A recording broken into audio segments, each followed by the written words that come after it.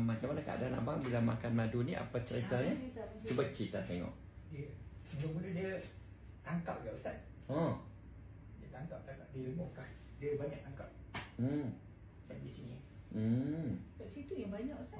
Kat sini banyak. Abang Selok. Abang Yalah, Selok. dulu. Kesan dah makan kan. Masa pun minat Ustaz buat dia kelak-kelak Ustaz. Dah tengok. Allah, Alhamdulillah.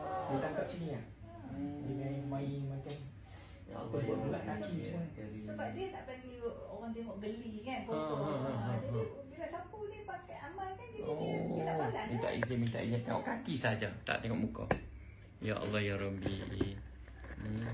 Tu dia. Itulah kata siapa tak kena tak faham. Siapa tak kena tak faham lah sengsara lah hidup. Ya Allah ya Rabbi. Lepas tu kadang-kadang dia tangkap sini lah Ustaz. Tak pinggang. Allah. Sakitnya. Sampai kau kata benda ni kan kita buat dengan air panas, kita matikan setan juga kan. Lepas tuang air panas tu dia keluar air bisa pula. Jadi kita mandi tak tahan lah, jom kita bercari apa yang kat tujuan main. Ya Alhamdulillah. Nampak kering banyak dah no? Alhamdulillah. Apa? Bila tuan rasa tak selesa, spray, sapu. Maknanya anytime lah kita boleh. Anytime. Maknanya lawan terus, berjuang terus.